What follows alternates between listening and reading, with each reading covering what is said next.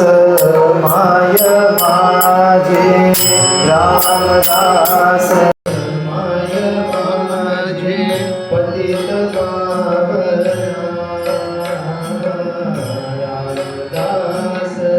माय माझे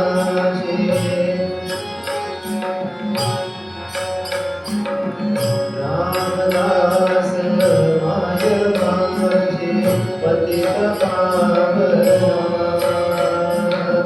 सज्जन घडी वस्ती तुझे सज्जन घडी वस्ती तुझे लाज राख येऊन माझी लाज राख लाज राख लाज राख येऊन माझी कृपा घना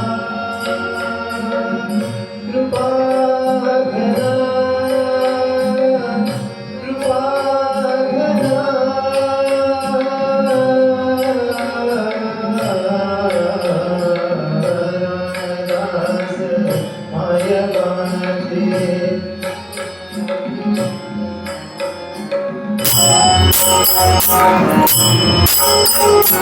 दीनदास दास गयो दीनदास दास गयो करित आस तू करित आस करित आस करित आस करित आस तू करित आस यमयातना रामदास माय माझे रामदास माय माझे रामदास माय माझे पुंडलीक वरदे हरि विठ्ठल सद्गुरु रामदास स्वामी महाराज की जय। रहम नजर करो अब मोरे साई तुम बिन नहीं मोहे माँ बाप भाई रहम नजर करो राम रहम नजर करो अब मोरे साई तुम बिन नहीं मोहे माँ बाप भाई रहम नजर करो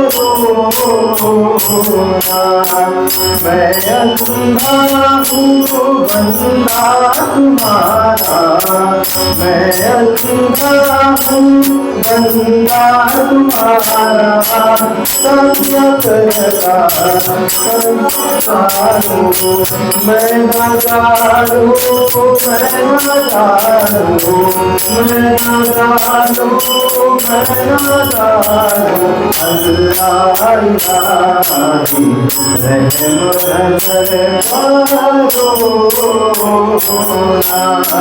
हारी ज़माना मैंने गवाया हारी ज़माना मैंने गवाया साथिया करता साथिया करता साथिया करता साथिया करता साथिया करता साथिया करता साथिया करता साथिया करता ज्ञान कोई रहम नजर करो रहम नजर करो अब मोरे साई तुम बिन नहीं मोहे माँ बाप भाई रहम नजर करो अपने मस्जिद का झाड़ू बनो है अपने मस्जिद का झाड़ू बनो है मालिक हमारे मालिक हमारे मालिक हमारे, मालिक हमारे, मालिक हमारे, मालिक हमारे, तुम बाबा साई रहमत करो रहमत करो अब मोरे साई, तुम दिल नहीं मोहे माँ बाप भाई रहमत करो सुंदरी कमलवे हरिद्वार सद्गुरु साईनाथ महाराज की जय। आया संसारी संसारी,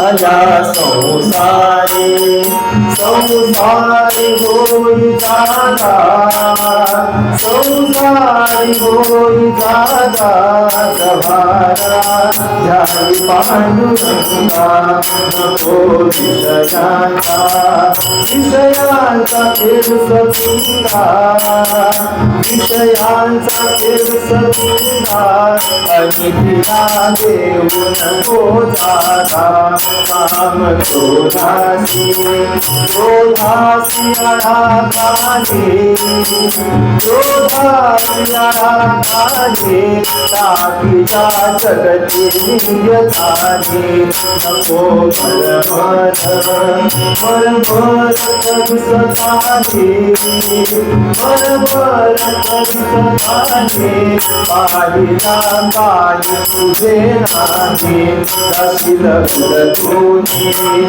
उलटूनी एक जागा, उलटून एक जागा पाप पुण्यास घेऊन सिंगा म्हणून तरी का हिरवे तागा, तरी का हिरवे तागा गरमणे जाय भक्ती मागा आया संसारी, आया संसारी संसारी होई जागा, संसारी होई जागा सवारा जाई पांडुरंगा आया संसारी।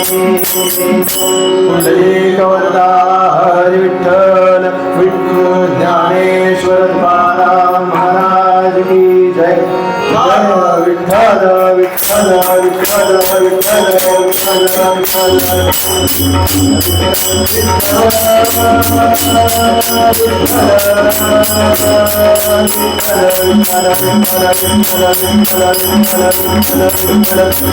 पुंडलिक वरदा हरी विठ्ठल। जय सच्चिदानंद जानकी जीवन नारायण कवचा सोहम, जय सच्चिदानंद जानकी जीवन नारायण कवचा सोहम, जय सच्चिदानंद जानकी जीवन नारायण कवचा सोहम,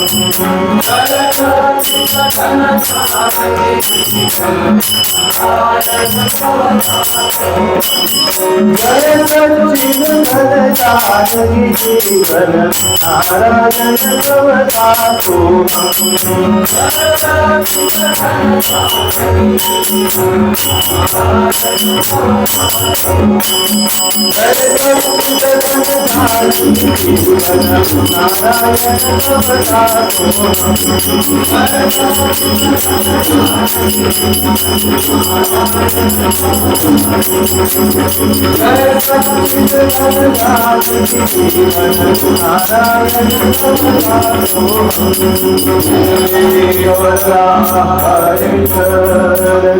ज्ञानेश्वर महाराज की जय। गुरुदासगुरु महाराज की जय। स्वामी वरदानंद महाराज की जय। जय जय रघुवीर समर्थ पते हर हर महादेव। माता की जय।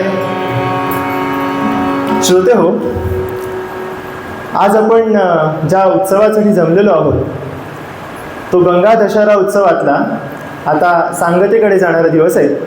या दिवसाची कीर्तन सेवा मला करायला मिळाली, त्याबद्दल मी सगळ्यांचा ऋणी आहे. आजच्या कीर्तनासाठी पूर्वरंगाचं जे पद निवडलं आहे त्यात आपल्याला दासगणू महाराज जसं सांगतात की आल्या संसारी होई जागा गव्हारा ध्याई पांडुरंगा. इथं गव्हारा हा शब्द जाणीवपूर्वक वापरलाय. संत आपल्या सगळ्यांची आई आहे तसं आपण म्हणतो. आई मुलाला लाडाची अनेक नावं ठेवते, पण चिडल्यानंतर काहीतरी हाक मारायचं आईचं एक नाव आहे.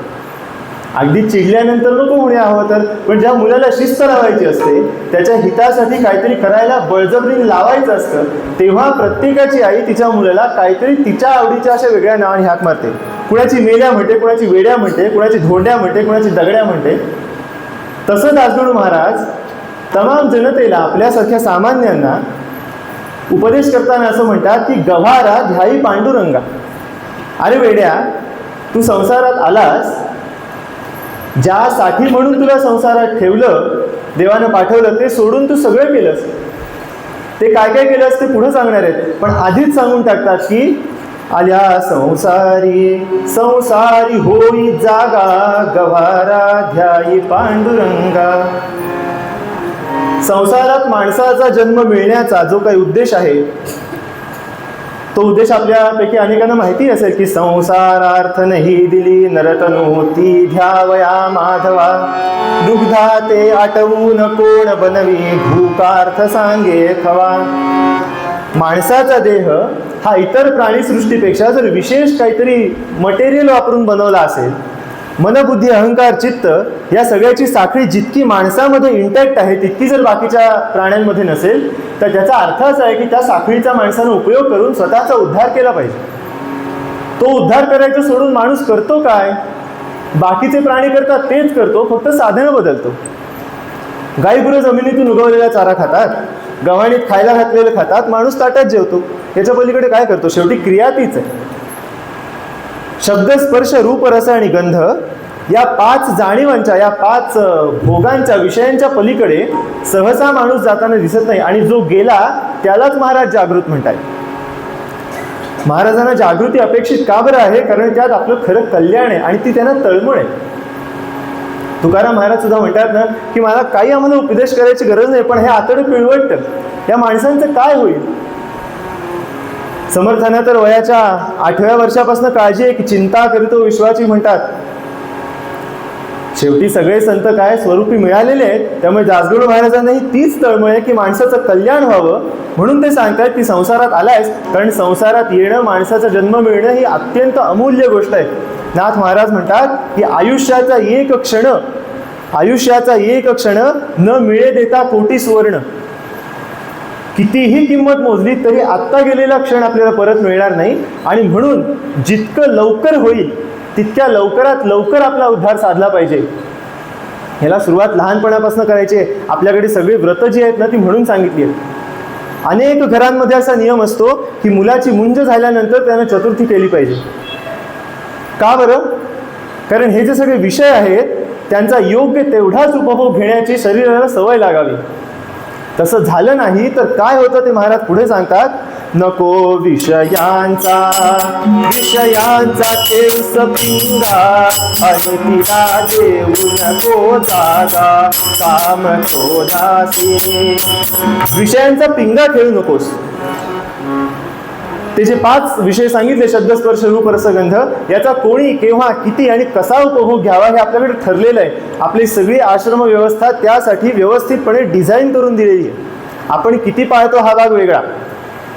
प्रत्येक वेळेला नियमात पाळायचं एक आणि प्रत्यक्ष पाळलं जातात एक, अशा 2 भाग असतातच.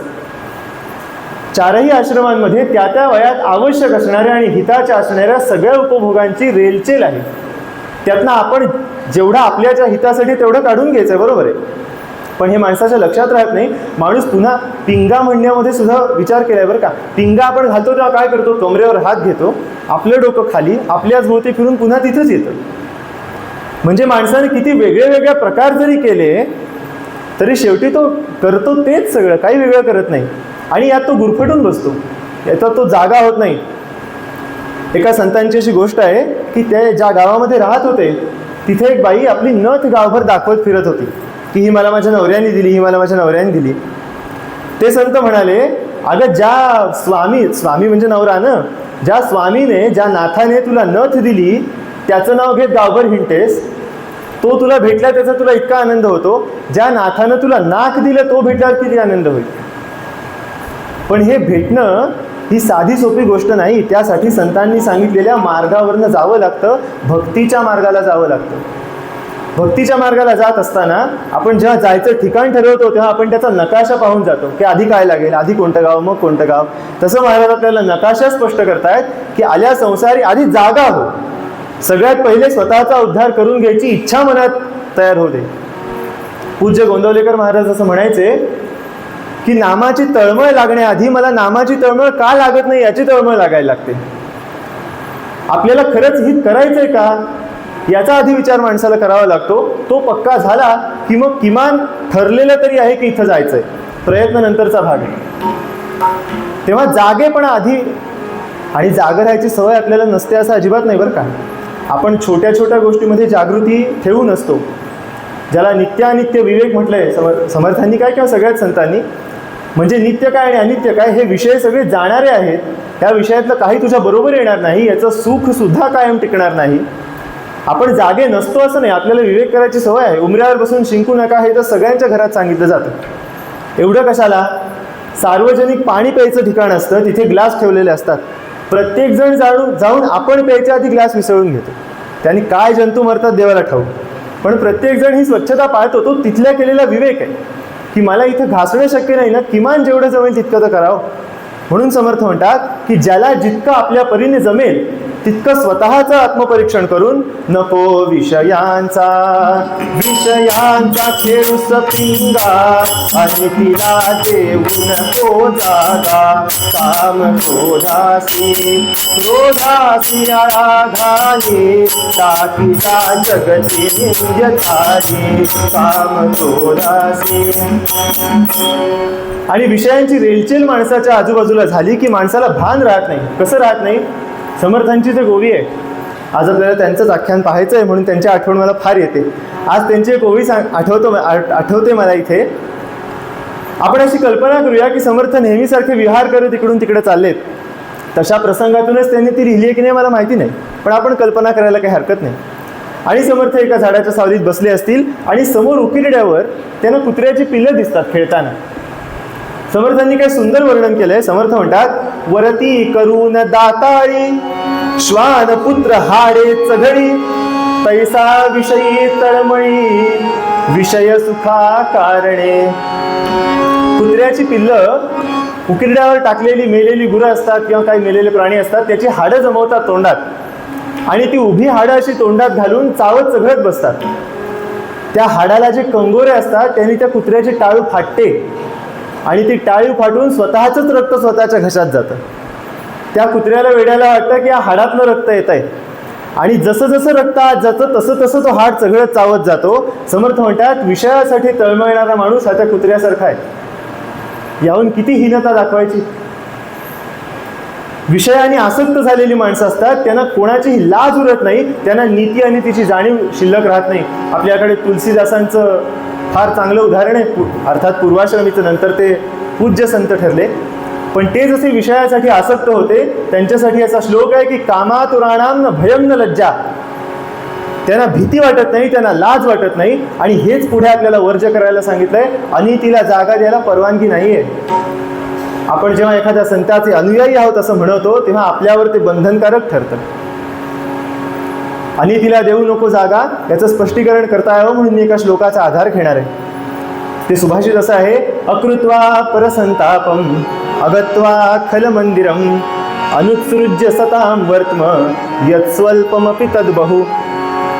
अनितीला जागा न देता कसं चालावं बोलावं की अकृत्वा परसंतापम, लोकावर विनाकारण आणि अनावश्यक क्रोध संताप न धरता, क्रोधच न करता असं म्हणणं नाही बरं का.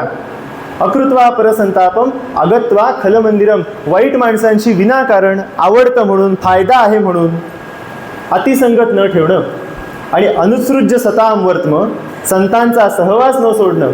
प्रत्यक्ष संतांचा सहवास मिळायला फारच भाग्य लागतं. प्रत्यक्ष देहाने त्यांचा सहवास नाही मिळाला तर विचारांनी करावा, पण त्यांचा सहवास न सोडता यत्स्वल्पमपि तद्बहु, जे काही थोडंफार मिळेल ते सुद्धा आपल्याला पुरेसं असतं, ते आपल्यासाठी भरपूर असतं. फक्त दुर्दैवाची गोष्ट ही की ते त्या वेळेला कळत नाही. प्राणाशी गाठ आली म्हणजे कळतं की आधीचं बरं होतं. हे सगळं करताना काय काय करावं की कामक्रोधाला आळा घालायला सांगितलं आहे. कामक्रोधाला आळा, आपल्याकडे आता इथे सगळे शेतकरी वर्ग आहे. मला शेतकरी वर्गाला कळणारी आणि आवडणारी उदाहरणं द्यायला फार आवडतात. आपल्याकडे बैलजोड्या असायच्या बघा पूर्वी. बैलजोड्यांमध्ये काही जोड्या अशा असायच्या फार हळू कामं करायच्या. काही जोड्या अशा असायच्या की ते बैल मोठ्या मापाचे असायचे, त्यांच्या 2 पावलांमध्ये जास्त अंतर कापलं जायचं, ते पटापट काम करायचे. पण अनेक वेळेला कामाला चपळ असलेले बैल अत्यंत मारके असतात. त्यांना बांधायला त्या शेतकऱ्याशिवाय, त्यांच्या मालकाशिवाय दुसरं कोणी चालत नाही, त्या अंगावर येतात. कामक्रोध हे तसे बैल आहेत. त्यांना जर विवेकाची वेसण घातली आणि ते कासरे आपल्या हातात ठेवले, आपल्या हातात म्हणण्यापेक्षा ते जर संतांच्या हातात दिले तर आणखी उत्तम. आपल्या कामक्रोधाला विवेकाची वेसण घालून ते कासरे जर संतांच्या हातात दिले तर ते कामक्रोध आपला उत्कर्ष केल्याशिवाय राहत नाहीत. जसं योग्य ठिकाणी वळवलं, योग्य तेवढीच ढील दिली, योग्य तेवढं ताणून धरलं की ते बैल आपलं काम दुप्पट वेगाने करून देतात, तसेच कामक्रोध आपल्याला फायदेशीर ठरतात.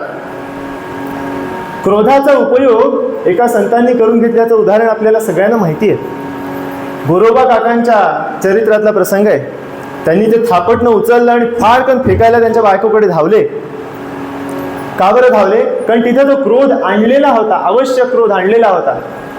क्रोधाला आळा घातला म्हणजे आपल्याला तो हवा तेव्हा हवा तसा आणि हवा तितकाच वापरून पुन्हा परत टाकता येतो. जसं बैलाला वेसण घातली की काम झाल्यानंतर पुन्हा त्याला बांधून खायला घालता येतं, तो काही बरं आपल्याला त्रास देत नाही. तसा काम क्रोधाला आळा घालायला सांगितला. आणि जनी निंद्यते सर्व सोडो निजावे, जनी वंद्यते सर्व भावे करावे. टाकीच्या जगती निंद्य चाली. आता हे जगती निंद्य म्हणजे कोणी निंद्य ठरवलेल्या? संतांनी ज्याला निंद्य म्हटलं ते. आपली निंदा करणारे जगात पुष्कळ सापडतात, पण त्या सगळ्यांकडेच दरवेळेला लक्ष द्यावं असं काही संत सांगत नाहीत. लक्ष दिलंच तर कशासाठी द्यावं? त्यातून आपल्यात काय बदल करावा म्हणून द्यावं. टाकीच्या जगती निंद्य चाली. आणि हे सगळं न करता जर फक्त विषयांचा पिंगा खेळत बसलं तर आपल्याला जे वाटतं की हे घर माझं आहे, ही बायको माझी नाही आता, पण ज्यांचे आहे त्यांना वाटतं की ही बायको माझी आहे, ही मुलं माझी आहे. त्याचा निराश करताना महाराज म्हणतात, नको मरमर मरमर करूस काही, मरमर करूस काही, पाहिजा काही तुझे नाही. कशासाठीही मरमर करू नकोस, कारण यातलं काहीही बरोबर येणार नाही. बायको घराच्या उमऱ्यापर्यंत बरोबर येईल, मुलं अग्नी देईपर्यंत बरोबर येतील, तुझ्याबरोबर फक्त तुझं पापपुण्य येणार, तुझी कर्म येणार आहेत आणि त्यांचे परिणाम येणार आहेत. दुसऱ्या एका पदामध्ये महाराज म्हणतात की राहतील जागचे जागी, शेतबाग बग्गी राहता वाडा, करशील स्मशानी शयन शेवटी उघडा.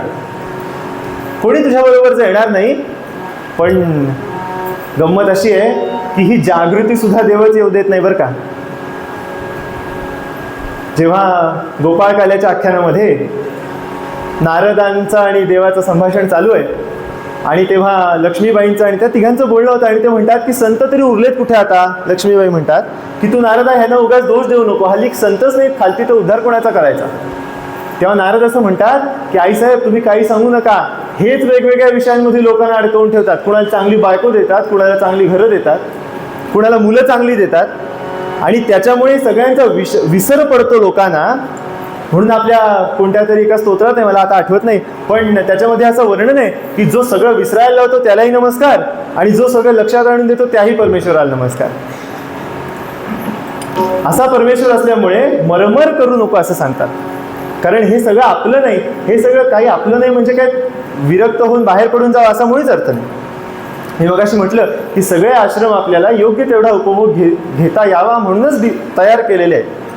त्याच्यात राहून प्रत्येकानं आपल्याला विहित असलेला उपभोग घ्यावा, पण पांडुरंगाला विसरू नये. गव्हारा ध्यायी पांडुरंगा ही ओळ सतत लक्षात ठेवावी.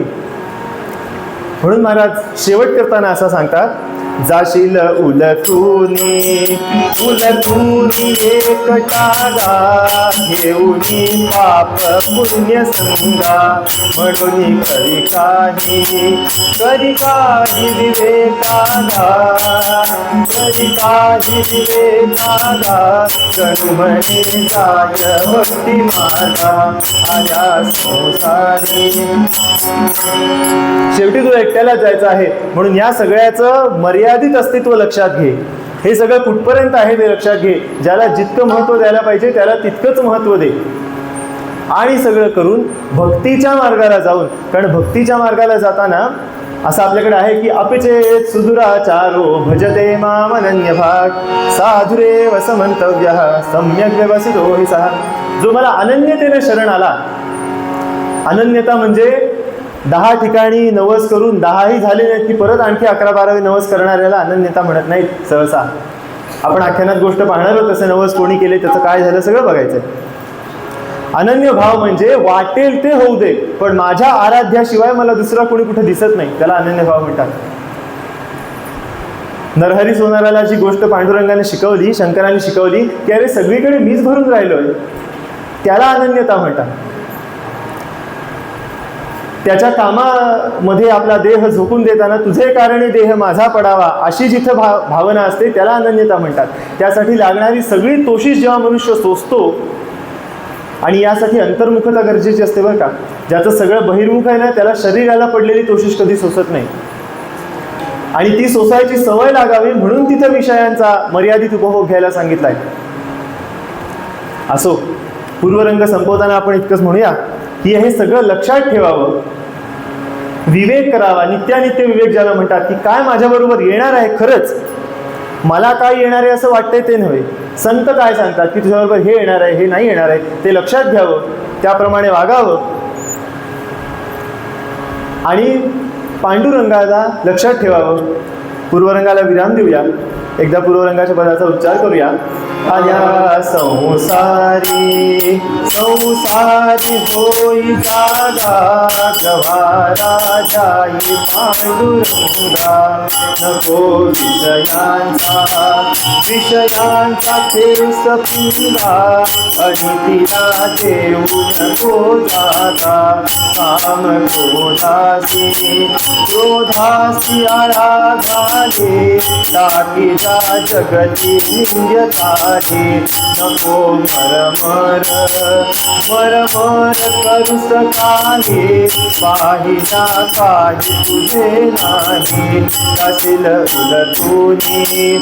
उलटूनी एकटा गा घेऊनी पाप पुण्य संगा म्हणून करी काही विवेकागा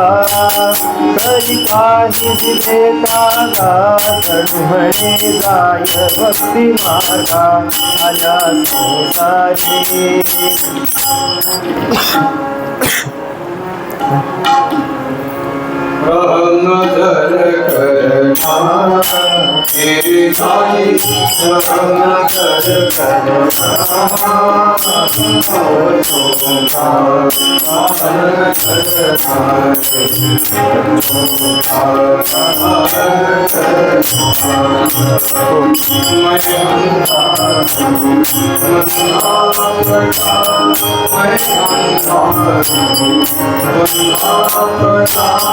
मुझसे प्रभु दिखलाना साई के मुझसे प्रभु दिखलाना तेरे साई की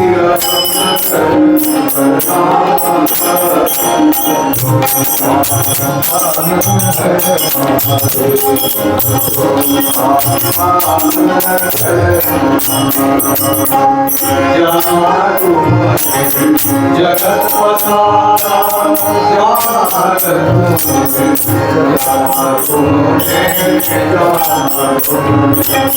जगत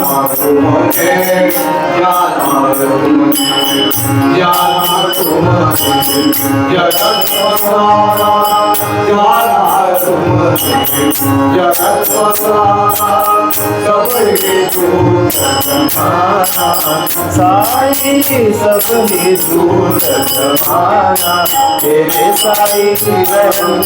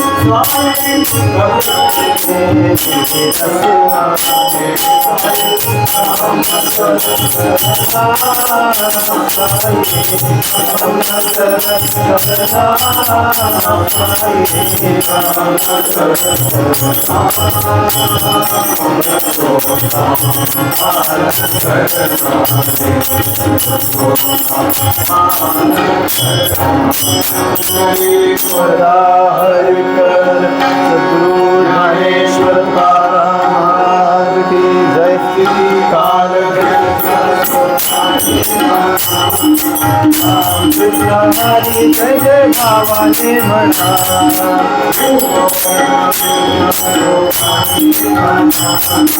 राम कृष्ण हरी जय जय भावाने म्हणा,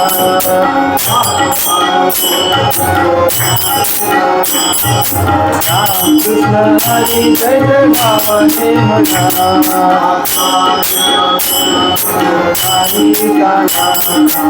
राम कृष्ण हरी जय जय भावाने म्हणा,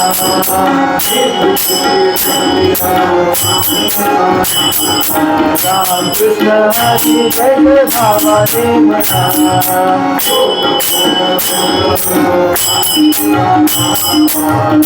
कृष्ण हरी जय जय भावाने म्हणा,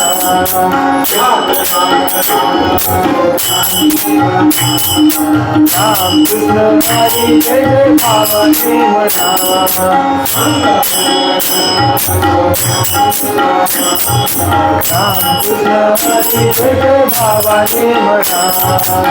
म्हणा, राम कृष्ण हरी जय जय भावाने म्हणा, राम कृष्ण हरी जय जय भावाने म्हणा,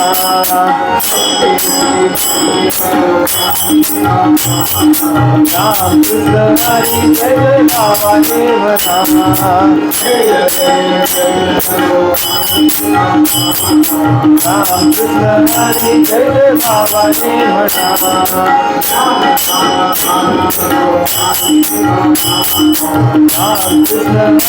जय जय भावाने म्हणा,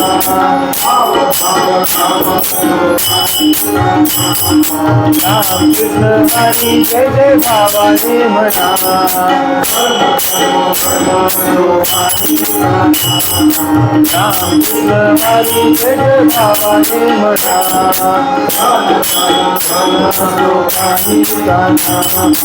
राम कृष्ण हरी जय जय भावाने म्हणा, राम कृष्ण हरी जय जय भावाने म्हणा, राम कृष्ण हरी जय जय भावाने म्हणा,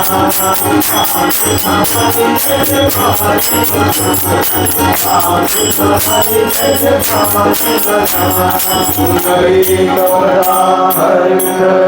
सद्गुरु ज्ञानेश्वर महाराज की जय, सद्गुरु महाराज की जय, स्वामी वरदानंद महाराज की जय।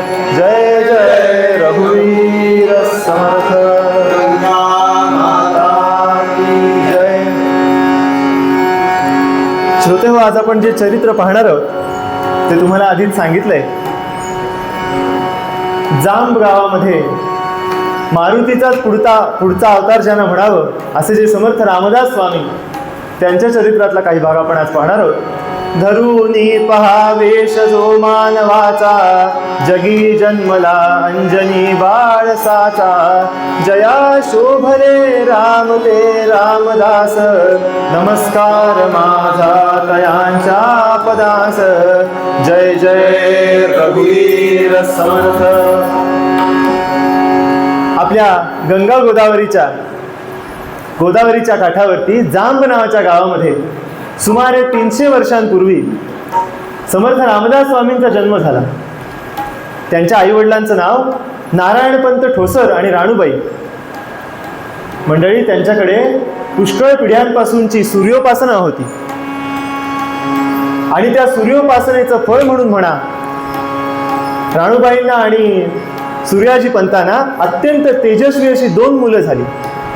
त्यातले मोठे गंगाधर पंत, ज्यांना श्रेष्ठ म्हणायचे, आणि धाकटा मुलगा त्या सूर्यप्रसादे करून पुत्र झाला दैदिप्यमान. म्हणून नाम नारायण ठेविले की तयाचे. त्या सत्वशील जोडप्याला नारायण नावाचा मुलगा झाला. नारायण शब्दाचे जे अनेक अर्थ आहेत, त्यातला एक अर्थ असा की नार म्हणजे माणसांचा समूह, आणि त्याचं आयन म्हणजे त्याला मार्गदर्शन करणारा तो नारायण. पुढे सगळ्या देशाला ज्यांनी अन्यायाविरुद्ध पेटून उठण्याचा असा उपदेश केला, या नारायणासाठी, या समर्थांसाठी ते नाव अगदी यथार्थ आहे. ते लहानपणापासून अत्यंत गूढ होते. गूढ म्हणजे बाहेर डोहात डुंबत बसणे, झाडावर चढणे, माकडासारख्या इकडून तिकडे उड्या मारुतीचेच अवतार ते. झाडावर उंच शेंड्यात जाऊन फळं काढणे, चांगल्या उंच झाडावरून जशी कृष्णाने डोहात उडी मारली तशा खोल डोहामध्ये उड्या मारणे, विहिरीत वरून सूर मारणे, असे सगळे त्यांचे छंद. त्यामुळे आईला फार काळजी वाटायची, कारण ह्या अशा मुलांकडे लक्ष ठेवावंच लागतं. कुठे जातील आणि काय उद्योग करतील याचा नेम नसतो. तशी आई सदोदित काळजीत असायची. नारायणाला 8-9 वर्ष लागलं. आईनं विचार केला त्या काळच्या पद्धतीप्रमाणे की ह्याचं एकदा लग्न करून दिलं की कदाचित हा सुधारेल, याच्या खोड्या जरा कमी होतील, निदान तशी शक्यताच निर्माण होईल. म्हणून एक चांगली मुलगी बघितली आणि या नारायणाचा विवाह ठरवला. नारायणाने वेळोवेळी आईला विरोध करावा की आई मला लग्न करायची इच्छा नाही ग, मला याच्यात सगळ्यात आत्ताचा मुलं कशी म्हणतात कीर्तनाला चला म्हणल्यावर मला याच्यात इंटरेस्ट नाही. घोरट्यातली मुलं ह्यापेक्षा वेगळी आहेत बरं का. घोरट्यामध्ये मुलं येतात कीर्तनाला, लहान मुलं येतात, तरुणही येतात. मी बाहेरचं सांगतो. जसं आजची पिढी या सगळ्यात इंटरेस्ट नाही म्हणते, तसं नारायणाने सांगावं की आई मला लग्नात रस नाही ग, मला नको लग्न करायला लावू. आईने काही ते ऐकू नये. आईने गंगाधरांच्या मागे लागावं की अरे तू तरी मोठा आहेस, तू त्याला समजव. गंगाधरांनी आईला समजवा उलट की अगं तू त्याला नको मागे लागू, तो नाही म्हणतोय ना. उद्या बायको आणली की आज न उद्या त्याच्यावर जबाबदारी तिची पडणार आहे. त्याला जर इच्छा नसेल तर तो सुखाने कसं तिला वागवेल. नको बरं त्याला असा आग्रह करू. पण आईने काय ऐकू नये. आईने शेवटी हट्ट केलाच आणि लग्न ठरवलं. नारायणाशी बोलता बोलता एकदा काय बोलून गेली माहितीये, अरे मेल्या मी काय आता खूप दिवस राहणार नाही, तू वडील तुझे बिचारे तू लहान असताना गेलेले आहेत, मी किती दिवस जगणार आता, निदान बोहल्यापर्यंत गेला तरी नाही म्हणू नको. अहो आईला काय माहिती हे नारायण मारुतीचे अवतार आहेत. आईला वाटलं बोहल्यापर्यंत आला, सगळीकडनं घेरला गेला की हा अडकला, हा बाहेर पडणारच नाही. पण समर्थ तिथे हो म्हणाले, म्हणते पुढचं पुढे काय ते बघून घेऊ म्हणाले. आणि सगळं लग्न ठरलं. लांबून लांबून बोलावणी पाठवली, लांब लांब लोक यायला लागली. समर्थांनी काहीतरी विचार केला असणार बरं का. या लहान 8-9 वर्षाच्या नारायणाने रोज त्या मारुतीच्या देवळात जावं, मारुतीसमोर बसून अतिशय रडावं. म्हणाले देवा मला या सगळ्यात नाही अडकायचंय रे, मला रामरायाची, मला तुझी कृपा मिळवायची. एकदा बायको आली, आई संसार मागे लावायला लागली की परत मला त्यातनं बाहेर पडता येणार नाही. मी कशीच तपश्चर्या करू, कसा मी तुला प्राप्त करून घेऊ. रोज त्या मारुती समोर येऊन रडावं, त्याच्याकडे मागणं मागावं की देवा अहो एक दिवस असाच चमत्कार झाला, एक दिवस मला दर्शन दे, असा हट्ट करून समर्थ 3 दिवस त्या देवळात बसून राहिले बरं का. 3 दिवस त्या देवळात बसून राहिले. असे निग्रही समर्थ होते. शेवटी आई पुढे काही चाललं नाही, लग्नासाठी हो म्हणावंच लागलं. पण श्रेष्ठांना कल्पना होती याची की हा मुलगा जितक्या सरळपणाने हो म्हणाला तितक्या सरळ सगळं होईल असं वाटत नाही. श्रेष्ठांना कल्पना. आणि एक दिवस झालं तसंच, खेळता खेळता सगळीच लहान लहान मुलं, कुणी आत्याचा मुलगा, कुणी मामाचा मुलगा, कुणी मावशीचा मुलगा, सगळी मुलं एकत्र कबड्डी खेळत होती म्हणा, तेव्हाचा हुतू खेळत होती म्हणा. आणि खेळता खेळता या मुलांनी नारायणाला केली चिडवायला सुरुवात. ते म्हणाले, नारायणा, आता उद्या बायको आली की आमच्यात खेळायला येणार नाहीस, बायको तुला घरात कोंडून ठेवील, असं चिडवाचिडवी करायला लागले. आता हे मारुतीचे अवतार हे काय जे भडकले, त्या चिडवणाऱ्या मुलाला फाडकने थोबाडीत मारली आणि म्हणाले, परत जर बोललास तर तुला घरी जाता येणार नाही एवढा मारी. या सगळ्या प्रकाराने सगळे वचकले बरं का. सगळे म्हणाले, याच्या फार नादी लागायला अर्थ नाही, हा आता हो म्हणालाय तोवर गुणाने याला लग्नाला उभं राहू देत. म्हणून चिडवणं बिडवणं बंद झालं. शेवटी लग्नाचा दिवस उजाडला आणि त्या नारायणाला त्यांच्याकडे अशी पद्धत असते की लग्नाच्या आधी त्या नवऱ्या मुलाला घेऊन मारुतीच्या दर्शनाला जातात. त्याच्या मागे असा संकेत आहे की आजपर्यंत पाळलेला ब्रह्मचर्य आश्रम तुझ्या साक्षीनं मी सोडणार आहे आणि आता मी गृहस्थाश्रमात प्रवेश करणार आहे, म्हणून त्या मारुतीला जायचं. तसं त्या नारायणाला घेऊन सगळे गेले. नारायणाने शेवटचं एकदा सांगितलं, म्हणाले, मारुती राया, अजून वेळ गेली नाही बरं, आत्ताही मी अजून इथून यायला तयार आहे, पण हे सगळे मला सोडणार नाहीत, काहीतरी असं कर की मला ह्यातून बाहेर पडता येईल. समर्थांनी डोळ्यात पाणी आणून प्रार्थना केली. आईला वाटलं काय लेकरू भावूक झालं, लग्न होणार, मुलगी सासरी येणार, तिला आई वडिलांना सोडावं लागेल, म्हणून त्याच्या डोळ्यात पाणी आलं असं आई समजली. शेवटी लग्नाचा दिवस उजाडला. लग्नाचा मुहूर्त गोरज ठरला. म्हणजे गायी जेव्हा रानातून घरी येतात त्यावेळेला संध्याकाळी लग्न लागायचं. आणि तेव्हा काय असे लाईट बीट नव्हते हो, त्यामुळे सगळीकडे अंधार. तेवढ्या भागात फक्त उजेड केलेला चौथरा बांधलेला होता लग्नासाठी, त्याच्यावर वधूवर उभे राहिले. आणि आपल्याकडे अशी तेव्हा माईक नसल्यामुळे भटजी मंगलाष्टक म्हणायला लागले, पण आवाज सगळीकडे गेला पाहिजे ना. भटजींनी काय करावं, भटजींनी अंतरपाठ धरला हातात, डोळे घेतले घट्ट मिटून आणि तोंड वाकडं करून जोरात सुरुवात केली. शीलाला निजरक्षिजी कुलवधू वृंदे समभूतली. जोरात सुरुवात केली आणि 3 ओळी म्हणून शेवटची ओळ म्हणाली, बोला एक मुखे तुम्ही सुजन हो, कुर्यात सदा मंगलम शुभमंगल सावधान. हे सावधान शब्द नारायणाने ऐकले आणि डोक्यात लख्ख प्रकाश पडला की हीच पळून जायची वेळ आहे. आजूबाजूला जरी कुणाचं लक्ष असलं तरी ते सगळं लग्नविधीमध्ये आहे. अहो तसंच असतं, लग्नात सगळ्यात उपेक्षित घटक नवरा असतो, त्याच्याकडे कोणी बघत नाही. नवरीचा मेकअप 1.5 तास, साडी नेसवायला 4 बायका आलेल्या असतात वेगळ्या, का हिला नेसता येत नाही आपली आपली, तसं नाही. पण समर्थांनी बरोबर हेरलं की आपण सगळ्यात कमी लक्ष असलेली गोष्ट आहोत. तो सावधान शब्द कानावर पडला. विवाह काळी सावधान हे शब्द उपाध्यावदता, विवाह काळी सावधान हे शब्द उपाध्यावदता. बोहल्यावरुणी नारायण हा, बोहल्यावरुणी नारायण हा, झाला काननी पळता चिल्लर हौसाते, कोणी सांगा तरी तो शब्द ऐकला आणि ताडकन समर्थ उठून पळाले. कुणाच्या डोक्यावर पाय दिला, कुणाच्या खांद्यावर पाय दिला, कुणाला खाली पाडलं, कुणाला ढकललं, कुणाला लोटलं. आणि म्हणून त्या मुलगा पळाला, मुलगा पळाला, मुलगा पळाला, मांडवात सगळीकडे हाहाकार माजला. समर्थ जे धावत आले, हो एका चरित्रकारांनी इतकं सुंदर वर्णन केलंय, हातात मुलीच्या गळ्यात घालायला माळ दिली होती. समर्थ तसेच्या तसे धावत त्या मारुतीजवळ आले आणि ती माळ त्या मारुतीरायाला अर्पण केली आणि म्हणाले, आता देवा तुझ्याशी लग्न लागलं, आता ती मुलगी माझी आई आणि तिची आई, बघू दे काय ते. मारुतीरायाला माळ अर्पण केली आणि बाहेर पिंपरणीच्या झाडावर चढून बसले. मुलगा हुशार होता, त्यांनी विचार केला, ज्याला शोधायचं तो पुढे आणि जे शोधणार ते मागे, असं राहिलं तर आपण आजच सापडू, परत रात्री जेवायला घरी जावं लागेल. मुलगा पिंपरणीच्या झाडावर चढून बसला, पोटभर पाणी प्यायलं आणि किती वेळ बसले कुणाला माहित, पण शोधणारे पुढे जाईपर्यंत नक्की बसले. तर तेव्हा काही बस नव्हत्या, 2 व्हीलर नव्हत्या, काही नव्हत्या. कुणी बैलगाडीत बसलं, कुणी घोडे घेतले, कुणी चालत निघाले. सगळे पुढे पुढे पुढे पुढे जायला लागले. आता ज्याला शोधायचं तो मागे आणि जे शोधणार ते पुढे. हा मुलगा कशाला जन्मात सापडतो? पण दक्षता किती घेतली आहे पहा, कारण हळदीचं अंग आहे, अंगाला हळद लागली आहे. आजूबाजूच्या पंचक्रोशीत सूर्याजी पंत हे अतिशय नावलौकिक असलेले गृहस्थ आहेत, त्यांना सगळे ओळखतात. त्यांच्या घराला आत जाताना उमऱ्याला नमस्कार करून गावातली मंडळी जायची असं वर्णन आहे. इतकी माहिती असलेल्या माणसाचा हा मुलगा म्हणल्यावर ह्याला कुणी ओळखलं असतं.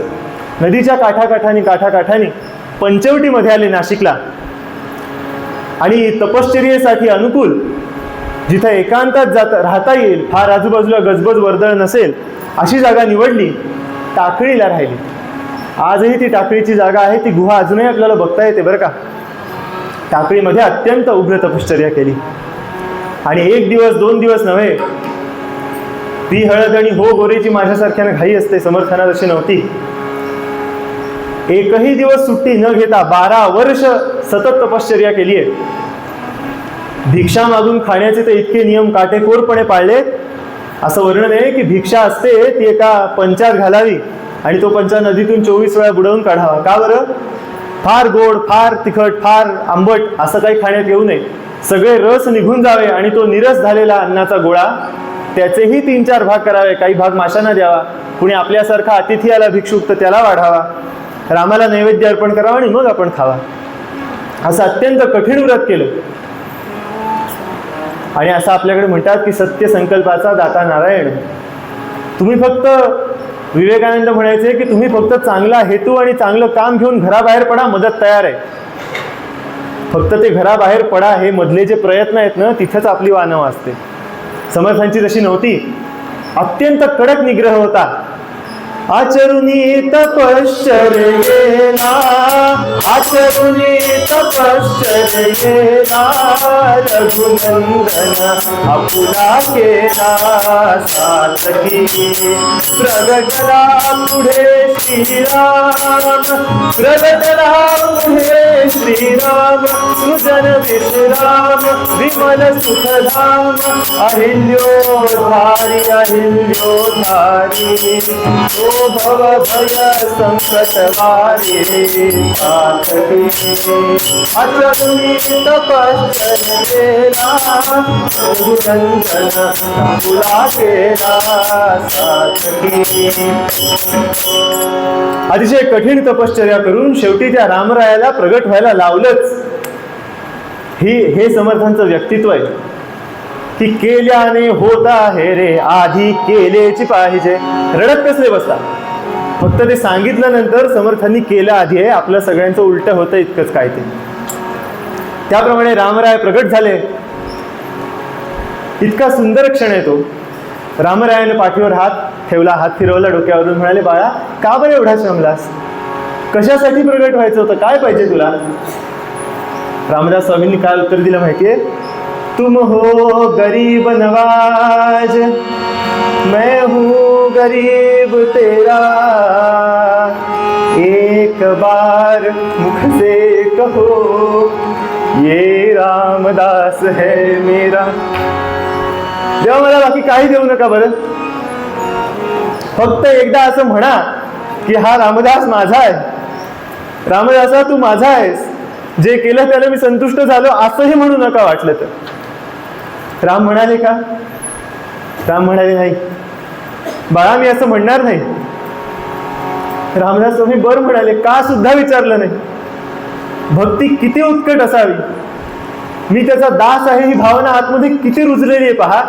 शेवटी रामांनाच सांगावं लागलं की अरे बाळा का म्हणून विचार, मी तुला माझा म्हणत नाही, कारण तू जाणून घे.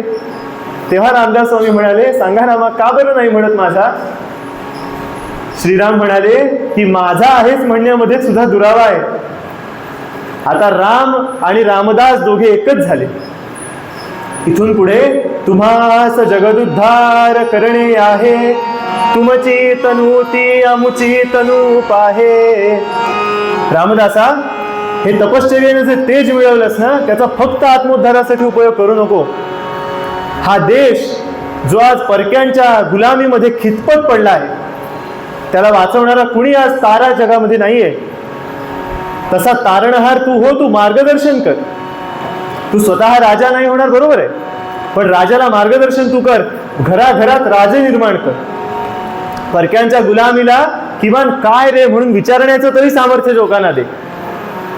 आणि खरंच आपला समाज इतका पिचलेला होता, इतका शिणलेला होता, सारखी आक्रमण. तेव्हाची वर्णनं कशी आहेत समर्थांनी केलेली? किती गुजरणी ब्राह्मणी भ्रष्टविल्या, किती शामुखा जाहजी फाकविल्या. भारतातल्या सुंदर स्त्रियांना परदेशात विकलं जात होतं.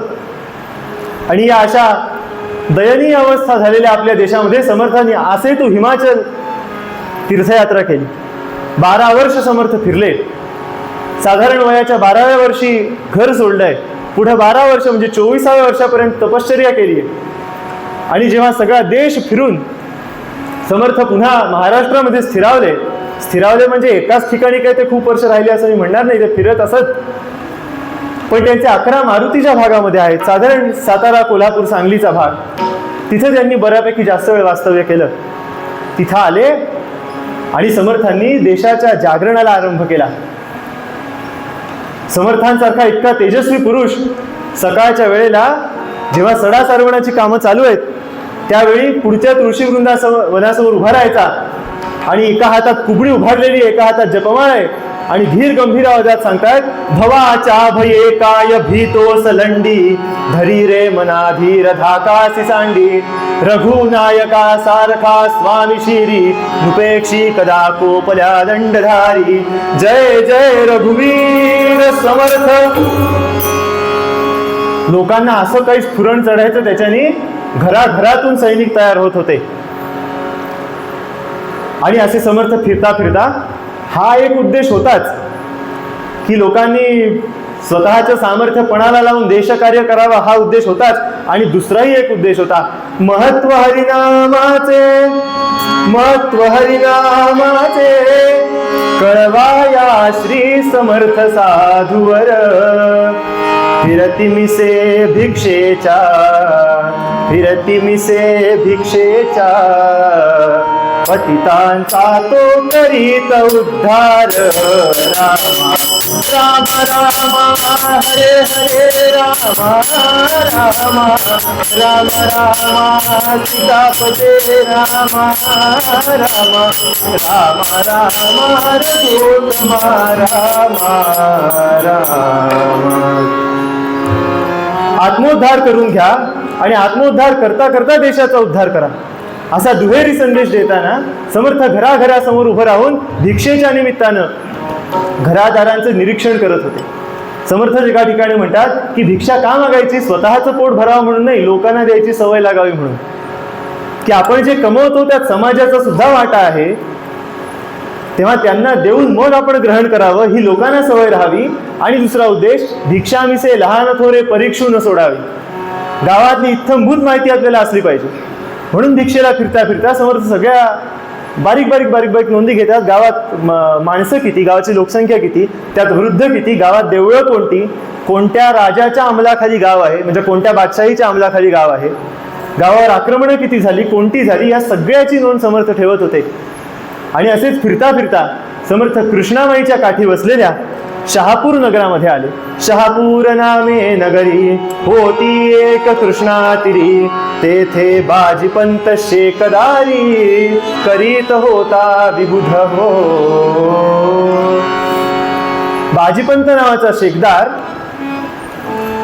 शहापूरला राहणारा, शहापूर नावाचं गाव हे कृष्णेच्या काठावर बसलं होतं. तिथं शेकदार म्हणजे कर गोळा करणारा अधिकारी, बाजीपंत त्याचं नाव, आणि त्याची पत्नी सतीबाई, असे 2 जण आणि त्यांचं भलं मोठं कुटुंब राहत होतं. अहो घर वाडा कसलं, गडीच होती त्यांची म्हणा ना.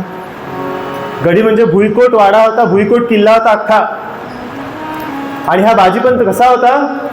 लोलूप भवी जो सदा, लोलूप भवी जो सदा, हरीचा पदा कदाना घाई, कदाना घाई, संसार जयाची मुक्त देवता पाही, नित बांधी गढ्या घरवाडे, नित बांधी गढ्या तुझा घरवाडे देतसे गाडे करी नग स्त्रीला करी नग स्त्रीला देवंच जयाने देह भवासी विकिला. महाराज म्हणतात की लोलूप भवी जो सदा हरीच्या पदा कदा न घ्याई. अहो घरात देवघर सुद्धा नव्हतं, देवघराची अडगळीची खोली झालेली होती, काही वापरात नसलेली वस्तू मिळाली की टाक देवघरात. कारण घर भलं मोठं असल्यामुळे देवघर भलं मोठं होतं, त्यात देवाना कोपरा ठरलेला होता. हल्ली तोही नसतो म्हणा, पण तेव्हा तो तरी किमान होता, म्हणजे सुधारायला वाव होता असं म्हणायला आपल्याला हरकत नाही. तेव्हा त्या देवाधर्माचा काही पत्ता नाही घरामध्ये. आप्पा एक छान कविता सांगायचे या निमित्ताने की सगळ्यात त्याचा संसार, मग त्या संसार त्याचा देव कसा, बायको आणि संसारापलीकडे काही नाहीच ते सांगायचे. अगं माझी अवघं घर तू. पुढे काय, मला काय हो, मला नको बाप तुला नको सासरा, तुझा मला आसरा बायको ग. मला नको बहीण तुला नको नणंद, तुझा मला आनंद बायको ग. आणि सगळ्याचा शेवट काय, मला नको आई तुला नको सासू, आपण दोघं बसू बायको ग. असा तो होता. आज आपण सगळेच मी म्हणणार नाही, पण क्वचित एखादा सरकारी अधिकारी पैसे खाणारा आपल्याला कधीतरी उजाडून लक्षात येतो, पण तसा तो आयुष्यभर पैसा खात आलेला होता. आणि अशा बाजीपंताच्या घरामध्ये अहो संसार देवता भोगांची रेलचेल म्हणजे किती. कुणाला दारावर भिक्षेकरी आला तरी त्याला दान देताना ह्याचं तोंड वाकडं व्हायचं. म्हणजे आपण जी म्हण वापरतो की उष्ट्या हाताने त्याने कधी कावळा हाकलला नव्हता, ती अगदी प्रत्यक्षात तो जगत होता. आणि नेमकं असं असतं ना, एखादा विवेकानंद म्हणायचे की मी पक्का नास्तिक तर मला गुरु बरोबर विरुद्ध भेटला, पक्का आस्तिक. तसंच यांचं सुद्धा झालं. जितके ते संसारात बरबटलेले तितके रामदास स्वामी विरक्त. आणि त्याचं काय पूर्वपुण्य होतं माहिती नाही. त्याच्या घरा फिरत श्री गुरुराज आले, श्री राम राम जय राम असे म्हणाले. ते ऐकता घरधनी राग आला, बोलू नको अशुभशा सदनी गिरेला. रामदास स्वामींनी भिक्षेच्या निमित्तानं मनाच्या श्लोकांची जी रचना केली त्यातला एक मनाचा श्लोक त्यांनी बाहेर उभं राहून म्हटला, मरे एक त्याचा दुजा शोक वाहे, अकस्मात तोही पुढे जात आहे. पुरे नाजनी लोभरे क्षोभ त्याते, फिरोनी पुन्हा मागुता जन्म घेते. श्रीराम जय राम जय जय राम, श्रीराम जय राम जय जय राम. असा श्लोक समर्थांनी म्हटला. आणि वाट बघत बसले की आता कोणीतरी घरातनं येईल, काहीतरी पसाभर तांदूळ म्हणा, थोडंसं तांब्या दूध म्हणा, काहीतरी भिक्षा म्हणून आणतील. अहो कसलं काय, कोणी यायलाच तयार होईना. समर्थांना वाटलं घर मोठं आहे, गढी मोठी आहे. कारण पूर्वीच्या काळी समोरच्या दारातलं तुळशी वृंदावन ही परक्याने येण्याची जागा, इथपर्यंतच माणसं येत असत, त्याच्याहून पुढे घरातल्या माणसांनी यावं. आणि भिक्षेकरांनी तर मुळीच पुढे येऊ नये. त्यामुळे समर्थाला लक्षात नाही आलं. समर्थ म्हणाले पुन्हा एकदा म्हणूया, भवाच्या भये काय भीतोस लंडी, धरी रे मनाधीर धाकासी सांडी. रघुनायका सारखा स्वामी शिरी, नुपेक्षी कदा कोपल्या दंडधारी. श्रीराम जय राम जय जय राम. तरी कुणी येईना. आणि हे 2-3दा म्हणून झाल्यानंतर पुन्हा पुन्हा श्रीराम जय राम जय जय राम, श्रीराम जय राम जय जय राम नाव कधीतरी त्या सतीबाईच्या कानावर पडलं.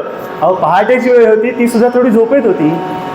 आत्ता कुठे अंथरुणातनं उठून पुन्हा एकदा समया जरा 2-2 वाती वाढवल्या, अजून कारण अंधार होता ना. आणि ती बाई चुलीला पोतेरं करत होती.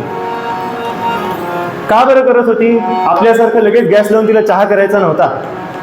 ती पोतेरं करत होती म्हणजे एकदा तिथे विस्तव करायला चूल सारखी करून ठेवली की बाकीची कामं करायला आहे व्यवस्थित.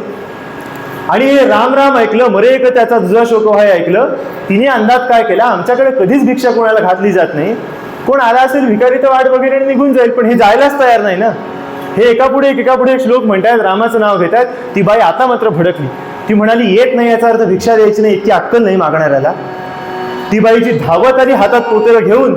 आणि त्याला रागवूनच म्हणाली, नको बोलूस रे जोगड्या, नको बोलूस रे जोगड्या, भल भलते भरल्या घरी रे, भल भलते भरल्या घरी. ही म्हशी दमडकी नसे, ही म्हशी दमडकी नसे, भरली पोरांनी हो सरी रे, भरली पोरांनी हो सरी. सुना करितात वेणी पणी, सुना करितात वेणी पणी, बैल दुनिया मधल्या धरी रे, बैल दुनिया मधल्या धरी. आग लागो तोंडा तुझ्या, आग लागो तोंडा तुझ्या, निघमेल्या काळे करी रे, निघमेल्या काळे करी. काय अक्कल आहे की नाही म्हणाली तुला? 4-4 वेळा हाका मारतोस, बोंबाबोंब करतोस, घरातनं कोणी येत नाही म्हणजे तुला भीक मिळणार नाही, समजत नाही. आणि काय कर रामाचं नाव लावलंय सारखं सारखं? माझं घर चांगलं मस्त भरलेलं आहे, धान्यानं कणकी भरून वाहत आहेत, झाकणं लावत नाही आम्ही. घरात सुना बसल्यात माझघरात, त्यांना वेणी फणीला वाव आहे, कारण मी अजून काम करते म्हणाली सासू असले तरी. सगळी वाक्य लक्षात घेण्यासारखी आहेत बरं यातली. 8 मुलं आहेत म्हणाली मला, 6 जणांची लग्न झाली आहेत, 2 अजून रांगतायत. आणि इतक्या भरलेल्या घरात तुला लाज वाटत नाही रामाचं नाव घ्यायला? मरे एक काय मरे एक. समर्थ म्हणाले, बाई तुमचा काहीतरी मेजर गैरसमज होतोय, तुमचं वाईट व्हावं म्हणून मी अजिबात म्हणत नाही बरं. समर्थांनी समजवायला म्हणून एक श्लोक म्हटला. समर्थ म्हणाले, राकारोच्चार मात्रेण मुखा निर्याती पातकम, की अगं बाई र म्हटलं, र रामाच्या नावातला र म्हटला की तोंडातून पाप पटापटा बाहेर पडतात. आणि मग पुनः प्रवेश भीत्यैव मकारस्तत् कपाटवत, म म्हटलं की ओठ मिटले जातात. म म्हणजे बाहेर पडलेली पाप परत वाऱ्याने आत जाऊ नये म्हणून म म्हणायचं. असं ते रामाचं नाव आहे बाई, मी तुझ्यासाठी वाईट काही बोललो नाही. बाई म्हणजे काय पेटूनच आली होती आतनं, चुलीत विस्तव घालण्याआधी तिच्या डोक्यात लागला होता. बाई म्हणाली, नको म्हणून सांगता फिरून तेच का बोलसी, त्वदीय मनी जोगड्या किमपि लाज नाही कशी, मुखास खिळ घालून वळवळून दे जीभती, शिकून मग ये सुखे सकल सज्जनाची रीती. मेल्या हवंय तुला देणार मी आहे ना, म्हणलं मी म्हणते तसं वाग, त्याशिवाय काही मिळायचं नाही आमच्या घरातून. समर्थ म्हणाले, तुम्ही द्यावं तर माझं पोट भरेल असं काही नाही, पण रामाच्या नावाला वाईट म्हणू नका बरं का. समर्थांचं चालूच झालं. बाईने शेवटी रागावून केलं काय माहितीये? कारण अहो हे जे विषयांची आसक्ती इतकी माणसाला झोपवून ठेवते, जागा राहूच देत नाही, की माणूस इतका उन्मत्त होतो की त्याला असं वाटतं की मी म्हणजे कोण. गीतेत भगवान सांगतात ना, असा माणूस कसा असतो, असो मया हत शत्रुर हनिष्येच्या परानपी, ईश्वरोहमहं भोगी सिद्धोहम बलवान सुखी, आढ्योभिजनवानस्मी कोन्योस्ति सदृशो मया. त्या बाईला नेमकं तेच वाटत होतं, कोन्योस्ति सदृशो मया, माझ्या इतकी धनी काय कोण गावात, मी ह्याला भीक घातली नाही तर ह्याचं पोट कसं भरेल. तिला कुठं माहिती होतं समर्थ या भावनेत आहेत, आम्ही काय कुणाचे खातो रे तो राम आम्हाला देतो, पण तिच्या हे गावीच नाही. त्या विचाराने ती बरबटलेली होती म्हणून समर्थांना वाटेल तसं बोलली. आणि शेवटी केलं काय, होते करी पोते रे तेच तिने फेकिले बहुरागे, स्वामी मुखावरी परी झाला संतोष त्या सत्या योगे. संतांचं माऊली पण हे इथं सिद्ध होतं बरं का. फक्त चांगल्या माणसाशी चांगलं वागणारे संत नाहीत, समोरचा वाटेल तसा वागला तरी त्याच्याशी योग्य तोच व्यवहार करणारे संत. त्या बाईने हातात ते पोतेऱ्याचं फडकं फार दिवशी समर्थांच्या तोंडावर फेकून मारलं. समर्थांनी तोंड चुकवलं आणि हातात ते झेललं. आणि समर्थांनी विचार काय केला, राष्ट्रकार्य आपल्याला करायचं आहे, आपल्याला माणसं तयार करायची, या बाईसारखी माणसं आपल्याला अत्यंत उपयोगी आहेत. कारण अहो सगळीचकडे मिळमिळीत बुळबुळीत बोलणारा माणूस कधी स्वतःहून काम करण्यासाठी चांगला नसतो. हिरिरीनं पुढाकार घेणारा माणूस तिखटच असला पाहिजे. सगळ्यांच्याच अंगाशी शेपूट हलवत जाणारं कुत्रं शेतकरी कधी पाळत नाही, शेतकरी तिखट कुत्रं पाळत. आलेल्या माणसं व्हाव व्हाव करून अंगावरच गेलं पाहिजे.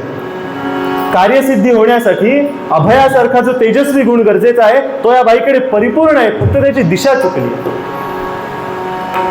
हीच सगळी रग, हेच सगळं अभय जर चांगल्या वळणाला लागलं हिचं आणि हिच्या नवऱ्याचं दोघांचं, तर देशाचं खूप कल्याण करतील ही दोघं जण. हा सगळा विचार समर्थांनी केला, तिच्यासमोर हात जोडले.